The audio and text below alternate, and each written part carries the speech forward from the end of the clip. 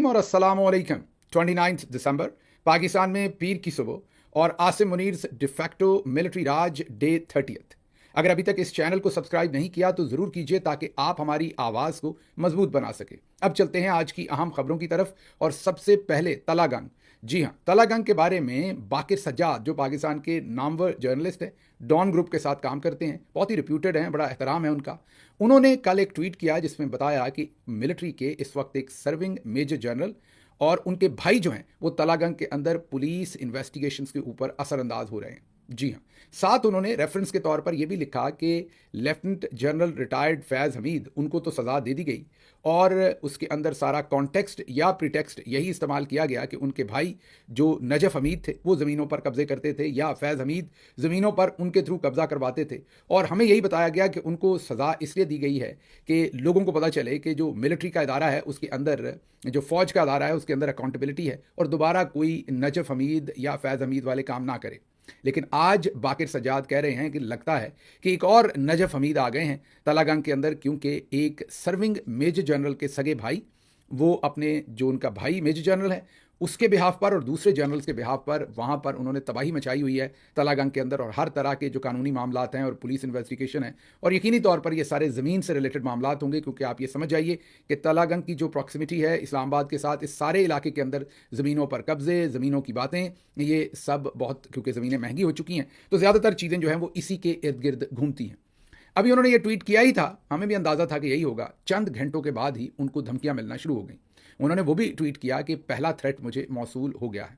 बहरहाल ये जो डिफरेंट कैफ़े हैं, कोई कह रहा है कि ये जो मेजर जनरल हैं सर्विंग ये शायद DGMI हैं, वाजिद अजीज़ साहब उनके भाई, ये कंफर्म नहीं है लेकिन बहुत सारे लोग ये क्लेम कर रहे हैं कि बाकिर सज्जाद साहब का ये जो ट्वीट है वो उनकी तरफ है। नाम जो लिखा हुआ है वो साद ए लिखा हुआ है कि जो भाई है उसका नाम साद और आगे ए लिखा हुआ है, जिससे लगता ही है कि शायद साद अजीज़ कहना चाहते हैं, लेकिन ये कोई और भी हो सकता है। अभी तक इसकी कंफर्मेशन सामने नहीं है। खबरें ज़्यादा इसलिए पेस थोड़ा तेज़ रखेंगे। अब मूव करते हैं अगली खबर की तरफ।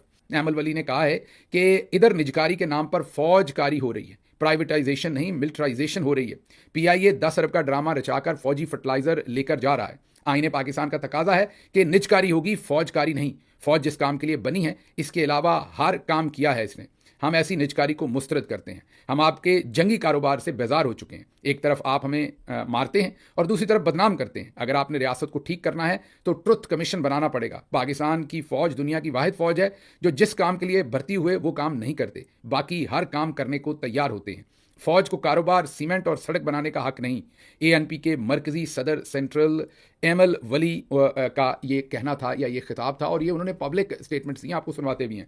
मुल्क कर्जदार है, इदारों का काम नहीं हो रहा और एक इदारे में देखो तो सेक्रेटरी अलग, डिप्टी सेक्रेटरी अलग और फलाना सेक्रेटरी अलग। इदारों में इतने काम नहीं जितने सेक्रेटरी हैं। ये हकीकतें खोलनी पड़ेंगी। ये महाराजा निज़ाम है, इस मुल्क को असली अवामी नुमाइंदों की ज़रूरत है, अहमल वली खान कह रहे हैं। ये ज़रा पहले सुन लीजिए, 30 या 35 सेकंड का आपको क्लिप सुनवाते हैं। अहमल वली खान ने कहा क्या है। अब इधर क्या हो रहा है? निजकारी के नाम पे फौजकारी। इधर निजकारी नहीं हो रही, इधर प्राइवेटाइजेशन नहीं हो रही, इधर मिलिटराइजेशन हो रही है। PIA 10 अरब का ड्रामा रचा के कौन लेके जा रहा है?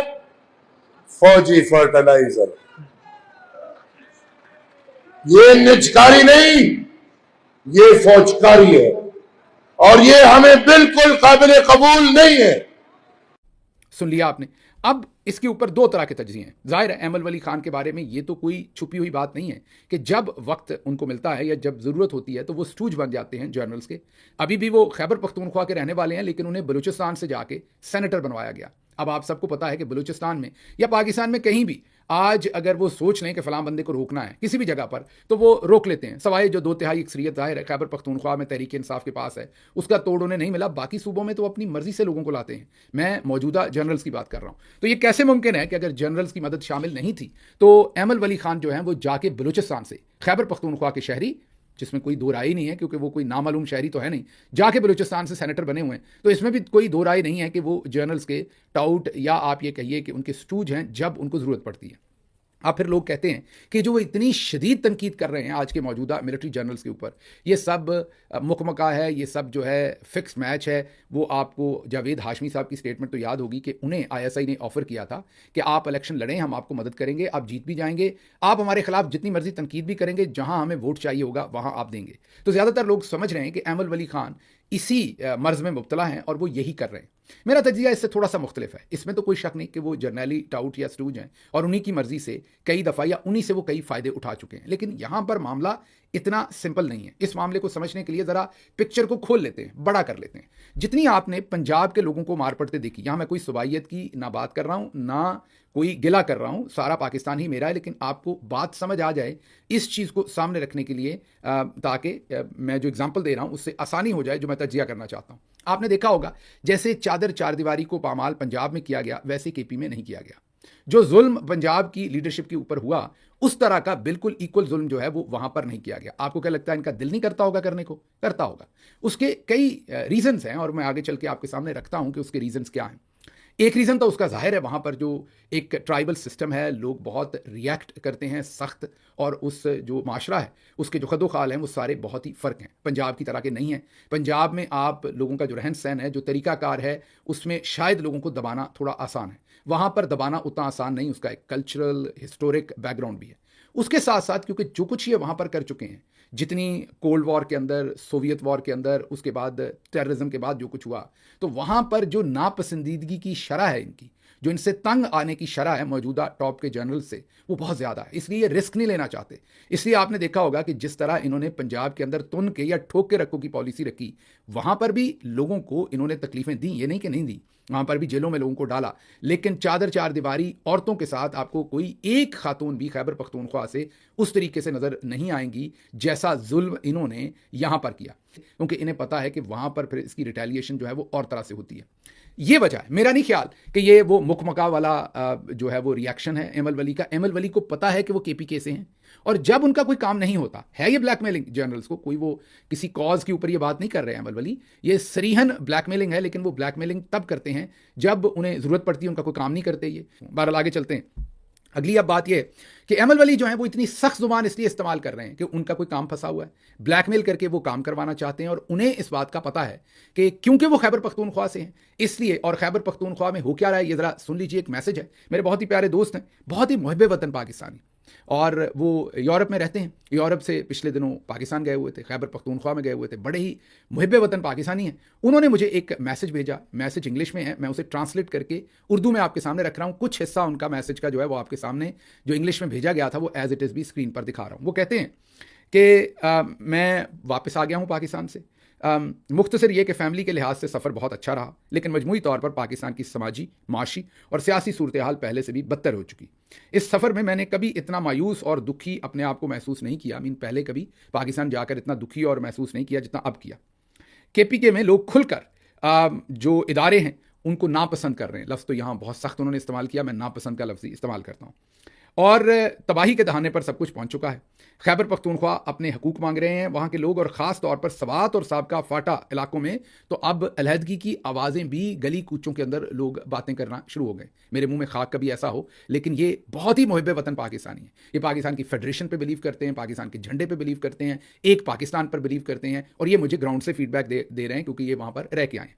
अब वो कह रहे हैं कि शदीद महंगाई और गुर्बत की वजह से जराइम बढ़ गए हैं, घरों और ज़मीनों की फ़रोख्त तो बढ़ गई है, मगर ख़रीदार भी कहीं नज़र नहीं आ रहे। आवाज़ें दबाई जा रही हैं। केपीके के अंदर भी लोगों को हरासमेंट जो है वो की जाती है। वो कहते हैं लोगों को खौफ है कि अगर कुछ कहेंगे तो उठा लिए जाएंगे। और पंजाब और केपीके की सरहद तो अब ऐसे लगता है कि जैसे दो मुल्कों के दरमियान सफ़र करना हो। वहाँ पर उन्होंने लिखा, ये उनके लफ्ज़ है, मेरे नहीं हैं, पठानों को बॉर्डर अफसरान की तरफ से जब वो केपी से पंजाब में जाते हैं तो उनको तकलीफ़ दी जाती है, उनको गैर ज़रूरी तजलील की जाती है उनकी। माफ़ कीजिएगा ये सब आपसे शेयर कर रहा हूँ, लेकिन आप जो कुछ अपने व्लॉग्स में बताते हैं, आप पाकिस्तान में हैं तो नहीं, लेकिन आपका तज्जिया एग्जैक्टली वही है जो पाकिस्तान में हो रहा है। ये उनके अल्फाज नहीं एग्जैक्टली, ये मैं यहाँ पर अपना मतन ऐड कर रहा हूँ। बराए मेहरबानी अपना काम जारी रखिए, लावा फटने को तैयार है। आपकी मालूमात ज़मीनी हकायक जो केपीके में हैं उनके बिल्कुल मुताबिक हैं, हम आहंग हैं। शुक्रिया और तवील पैगाम पर माजरत। ये उन्होंने, हमारे एक दोस्त हैं जिन्होंने मुझे ये पैगाम भेजा। तो अब आप अगर एमल वली खान साहब की जो इस वक्त बातचीत है, यकीनन एमल वली खान कोई हीरो नहीं है और ये कोई वो नज़रिए की बात नहीं कर रहे जो कर रहे हैं, उनको फिर उनकी जो सियासी कीमत है वो मौसूल हो जाएगी तो वो फिर, या वसूल हो जाएगी तो वो फिर अपनी असल जगह के ऊपर फिर खामोश रहेंगे। लेकिन वो ये इसलिए करने में कामयाब हैं कि हमारे जो जनरल्स हैं वो केपीके के अंदर वो काम नहीं कर सकते जो वो पंजाब के अंदर कर सकते हैं, इसलिए अक्सर वहाँ से सख्त तरीन पैगामात को भी इनको कड़वे घूंट के साथ पीना पड़ता है। अच्छा जी, आप मूव करते हैं अगली खबर की तरफ। अगली खबर आजकल जो कुछ हमारे व्लॉग्स के साथ हो रहा है, ये ज़रा वीडियो आपने स्क्रीन के ऊपर वीडियो देखनी है। इस वीडियो में आपको वाज़ेह तौर पर नज़र आ जाएगा, ये आपको मैसेज भी आपको बता देते हैं। अमेरिका पेंसिल्वेनिया से मोहतरम या मोहतरमा हैं, ये पाकिस्तान तशरीफ़ लेकर गए हैं और ये हमें बता रहे हैं कि वहाँ पर तकरीबन सभी के व्लॉग चल रहे हैं। इन्होंने बाद में मुझे अलग से एक ईमेल भी भेजी और उसमें इन्होंने बताया कि तमाम मेन व्लॉग्स जो हैं, जब इन्होंने तमाम कहा तो उसमें तमाम नाम शामिल हैं। ये जो स्क्रीन पर हैं तो ये तो एक दो हैं, लेकिन तमाम मुल्क से बाहर जो दो व्लॉग कर रहे हैं और अंदर तकरीबन सभी के व्लॉग जहाँ पर ये थे वहाँ चल रहे थे। सिर्फ जब ये हमारे व्लॉग को क्लिक करते थे तो उसके ऊपर जो है वो पहिया चलता रहता था, वो लोड नहीं होता था। ये लिख रहे हैं कि मैं आपको परमानेंटली हम देखते हैं आपको, आजकल पाकिस्तान विज़िट कर रहे हैं, लाहौर में हैं। मैं आपको ये बताना चाहती हूँ, मेरा ख्याल ये मोहतरमा है, कि इम्पॉसिबल है आपका व्लॉग देखना। 3 से 5 मिनट के बाद वीडियो स्टॉप हो जाती है, सम टाइम स्टार्ट ही नहीं होती, और दूसरी जो है वो ज़ाहिर है जो व्लॉग्स हैं वो चल जाते हैं। ये आपने देखा, उन्होंने पहली जो वीडियो हमने आपको दिखाई है इसमें उन्होंने बगैर वीपीएन के हमारा व्लॉग चलाने की कोशिश की है जो कि नहीं चला, और दूसरी वीडियो में वीपीएन लगा के चला है तो फट से चला है।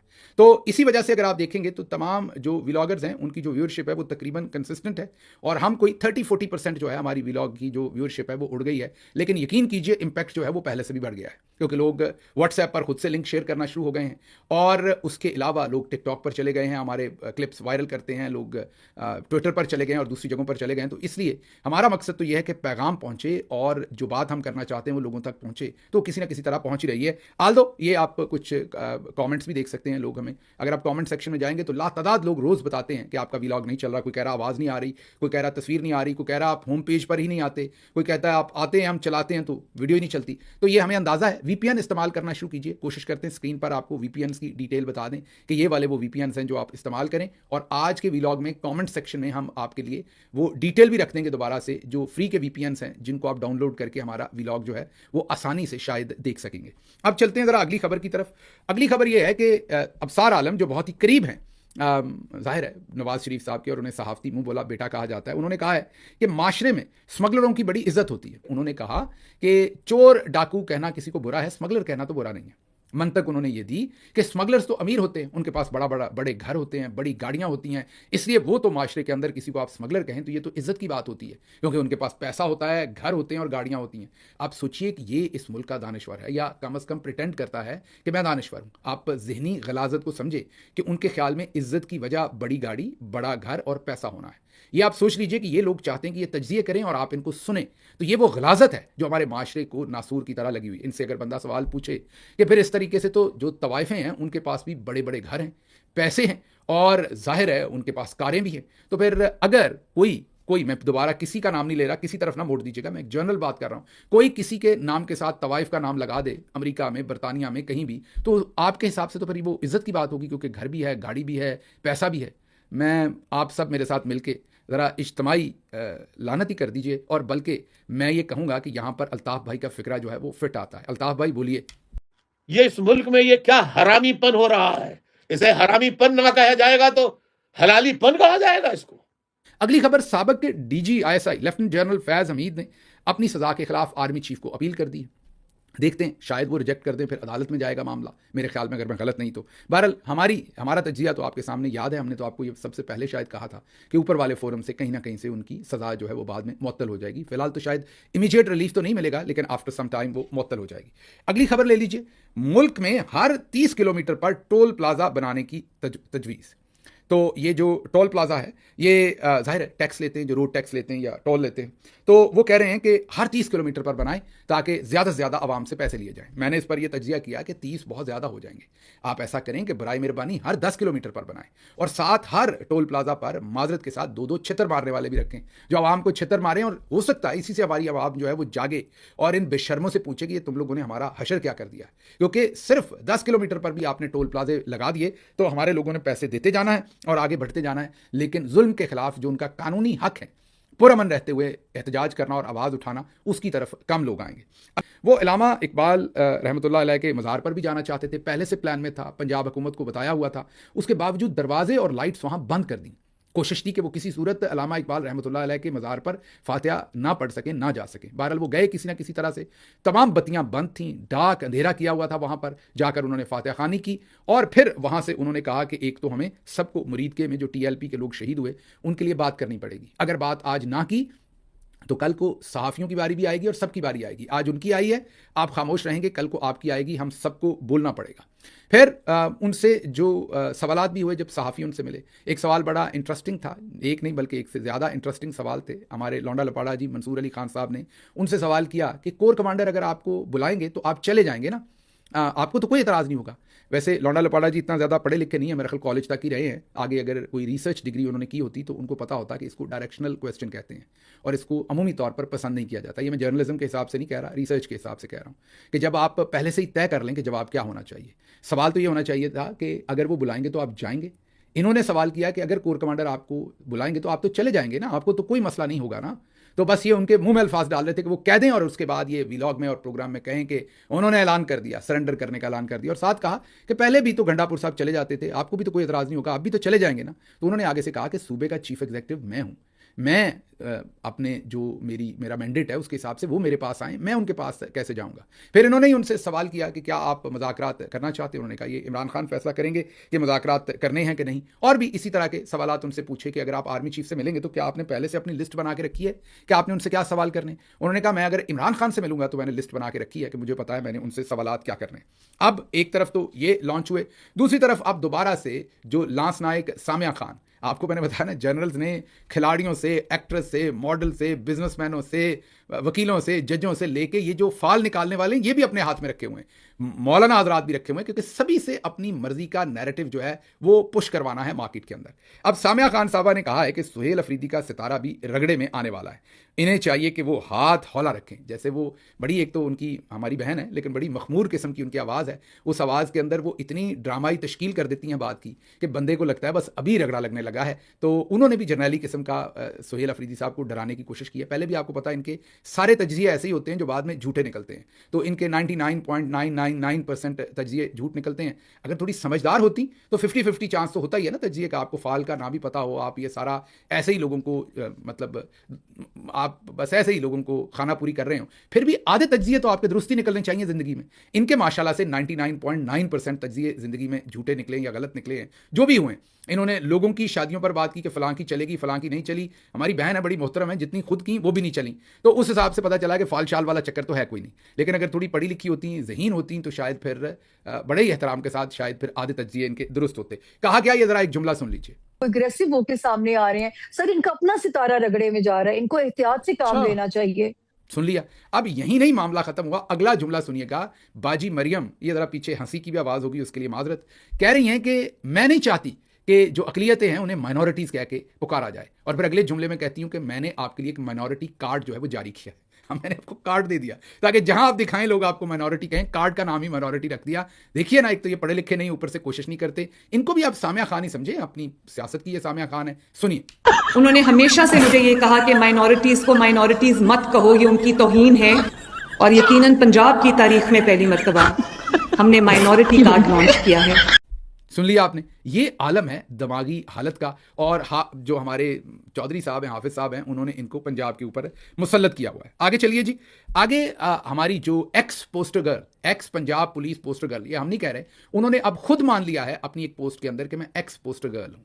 ये हम बात कर रहे हैं शहरबानो नकवी, जिन्होंने डॉक्टर अली जैन को प्रेशराइज करके, ब्लैकमेल करके उनसे 14 लाख रुपए दिलवाए थे एक ऐसी सर्जरी के जो कामयाब हुई, रिजल्ट्स बिल्कुल ठीक थे, पेशेंट इनके जानने वाली थी, वो टेंट्रम थ्रो कर रही थी। बजाय इसके कि मेडिकल कमीशन में जाता केस, बजाय इसके कि सिविल कोर्ट में जाता, जज, जूरी, एग्जीक्यूशनर खुद ही बनी। शहरबानो अपने ऑफिस में बुलाया और बुलाकर उनसे ये ज़बरदस्ती पैसे दिलवाए। अब उन्होंने आखिरकार इंस्टाग्राम के ऊपर एक पोस्ट की है जिसमें उन्होंने 3 चीज़ें मानी हैं। सबसे पहले तो उन्होंने ये माना कि हाँ, मैंने डॉक्टर साहब को अपने ऑफिस बुलाया था। दूसरी बात ये मानी कि मई के शुरू की बात है। फिर ये कहा कि पैसों का लेन देन हुआ, उन्होंने पैसे दिए, लेकिन तब मैं दफ्तर से बाहर चली गई थी जब वो पैसे दे रहे थे। ये ऐसे ही है, मैं किसी को बुलाऊं, उसको मारूं पीटूं या उसके ऊपर धमकी लगाऊं और उसके बाद उसे कहूं कि ये काम करो, और जब वो करने लगे तो मैं दफ्तर से बाहर चला जाऊं। I was not in the room, right. So ये कैसा उनका जो भी प्रिटेक्स्ट है उसको हम छोड़ देते हैं। फिर उन्होंने कहा कि मैं नवंबर से एसपी मॉडल टाउन है, ये नहीं बताया कि वो एएसपी है, एसपी तो वो भी लग नहीं सकती, और मॉडल टाउन का एसपी लगना सबसे लुक्रेटिव पोस्ट है। तो इतनी जो आप अब्यूज़ कर रही हैं वर्दी को, आपकी एथिकल मॉरल पोजीशन इतनी कंप्रोमाइज है ड्यूटी के लिहाज से, वर्दी के लिहाज से, आपको मोस्ट लुक्रेटिव पोस्ट जो है जहां पर सीनियर मोस्ट एसपी को लगाना चाहिए गुलबर्ग में, वहां आप अभी एएसपी हैं, तो आपको ये पोजीशन किस मेरिट पर मिली? मेरिट तो आपका पूरी दुनिया ने देख लिया। तो अब इन्होंने मान लिया कि मैंने डॉक्टर साहब को बुलाया, मान लिया कि ये मई का इंसिडेंट है, मई का हो या पिछले साल का हो, उससे गलत सही तो नहीं हो जाता। अगर कत्ल 2 साल पहले हुआ है तो वो जुर्म ये तो नहीं कि आज वो ठीक हो जाएगा। फिर बताया कि अब मैं एसपी मॉडल टाउन हूं, और मैं कमरे से बाहर चली गई थी जब पैसे दिए गए। तो डॉक्टर साहब की स्टोरी को, जो उनके फैक्ट से, उन सबको इन्होंने खुद मान लिया। लेकिन इसमें हैरत की एक बात मेरे लिए हुई, आई एम शॉक्ड, और इससे पता चला कि सामिया खान, मरियम नवाज और शहर बानो, इन सब का जो IQ लेवल है वो एक है, ऊपर वाला डब्बा बिल्कुल खाली है। इन्होंने इस पोस्ट के साथ अपने पेरेंट्स की तस्वीर लगाई। I am shocked. इनके पेरेंट्स का कोई जिक्र नहीं। इनकी वालदा हमारी वालदा की तरह, हमारा उनके ऊपर बड़ा ही एहतराम, इनके वालिद हमारे बुजुर्ग, उनका भी बड़ा एहतराम। समझ से बाहर है कि आपके ऊपर इतनी तनकीद हो रही है। तनकीद इसलिए हो रही है कि आपने अपने ही, मतलब कि आपने एक अपनी वर्दी को मिसयूज़ किया, अपने ऑफिस को मिसयूज़ किया। और आप क्या कर रही हैं कि जब आप पर शदीद तनकीद हो रही है, आप अपने पेरेंट्स को बस के नीचे फेंक रही हैं, आप उनको आगे ला रही हैं। ये पोस्ट आप अपनी खुद की पोस्ट करती हैं कि ये मेरे साथ हुआ, ये मेरी साइड ऑफ स्टोरी है, and that's it. Why are you bringing your parents in it? कि आप लोगों को इमोशनली ब्लैकमेल करना चाहती हैं? अकाउंटेबिलिटी की बजाय आप पेरेंट्स के पीछे चुप रही हैं। माँ बाप तो सभी के लाजवाल होते हैं, काबिल एहतराम होते हैं, आपके भी हमारे लिए बहुत काबिल एहतराम है, लेकिन इन बेचारों का क्या कसूर है? इन्होंने आपको कहा था कि आप ये सारी अनएथिकल हरकतें करें, तो मुझे वैसे इन पर एक्सपेक्टेशन और थी। ये जानवरों को भी बचाने की ड्रामे श्रामे करती हैं थोड़े से, तो मुझे ये लगता था कि किसी एनिमल शेल्टर की ये तस्वीरें लगाएंगी और उसमें से लोगों से हमदर्दियां समेटने की कोशिश करेंगी। लेकिन इन्होंने वो करने की बजाय, मैं दोबारा रिपीट कर रहा हूं, वो हमारे भी बुजुर्ग हैं, काबिल एहतराम हैं, अपने पेरेंट्स की तस्वीर लगाई कि आओ अब मेरे पेरेंट्स के ऊपर भी बात करो। मतलब इनके पेरेंट्स पब्लिक लाइफ में नहीं थे, हमें उनकी तस्वीरों का भी नहीं पता था। ये इस कंट्रोवर्सी में जानबूझकर अपने पेरेंट्स को घसीट कर लाई हैं कि आओ मुझे अकेले तनकीद नहीं करो, बल्कि मेरे पेरेंट्स पर भी तनकीद करो। तो इससे मुझे समझ आई कि सामिया खान हूं, मरियम नवाज हूं, या शहर बानो नकवी हूं, या वो मैडम रॉलेक्स जो अनूश साहबा हूं, ये ऊपर वाले खाने खाली हैं। ये अलग बात है कि इनके प्रोफेशनल कंडक्ट पर तनकीद करें तो आसमा शराजी साहबा जो इन्हीं की सफ में खड़ी हैं, वो फौरन वुमेन कार्ड और मिसोजिनिस्ट का आपको तमगा दे देते हैं, ताकि आप, कोई खातून कुछ भी करे, ये एएसपी साहबा कुछ भी करें, आप इनके ऊपर कोई बातचीत ना कर सकें। बहरहाल आगे चलते हैं। ये हैरान कुन हमारे लिए भी मामला हुआ है। उसके साथ साथ मोहम्मद अली मिर्जा को भी लॉन्च किया गया है। ये आखिरी खबर है, बस एक लाइन में बताएं कि वो भी अब आकर बता रहे हैं कि इमरान खान वहाँ देसी मुर्गा और देसी घी में खाते हैं, मैं तो जेल में देख के आया हूँ। ये वो वाहिद शख्सियत हैं पूरे पाकिस्तान की हिस्ट्री में जिनकी 295 सी लगने के बावजूद ट्रायल से पहले जमानत हो गई। जाहिर है इनके पीछे भी बिग ब्रदर हैं, उसके अलावा तो ये हो ही नहीं सकती। तो बिग ब्रदर ने, जैसे आपको मैंने बताया कि सामिया, शहर बानो, मरियम, अनूश और उसके अलावा और बहुत सारे, आपने देखा ही है कैसे कैसे मर्द हजरात आउट भी उन्होंने रख छोड़े हैं। जैसे उन्होंने वो रख छोड़े हैं उलमा कराम में भी, मैंने हाल ही में, तो ये भी उन्हीं की सफ में खड़े हैं। अब मिर्जा साहब भी, उन्होंने डकी बाई, उन्होंने उनको छुड़वाया, उससे पहले वो रजब भट्ट और वो पतलू और वो सारे, तो आज देखें उसी सफ के अंदर मिर्जा साहब को भी लॉन्च कर दिया है, उनकी जमानत करवा दी, अनहोनी कर दी 295 सी में। आज तक किसी को ट्रायल से पहले जमानत नहीं मिली, ये पाकिस्तान की हिस्ट्री में शायद वाहिद। हम ये नहीं कह रहे गलत मिली, सही मिली, ये हमारा काम नहीं है। हम ये कह रहे हैं कि इनको मिली, जाहिर है बिग ब्रदर के बगैर नहीं मिलनी थी, जाहिर है MI या ISI का कोई ना कोई शख्स इनके पीछे होगा, और अब उनको लॉन्च कर दिया गया है इमरान खान के खिलाफ। ये इस मुल्क में ये क्या हरामीपन हो रहा है। माजरत, वीलॉग लंबा हुआ। खबरें तो यकीन करें अभी भी बहुत सारी इंपॉर्टेंट खबरें आगे पड़ी हुई हैं, लेकिन वक्त की कमी की वजह से यहाँ से इजाजत। अल्लाह आपका हामी और नासिर हो।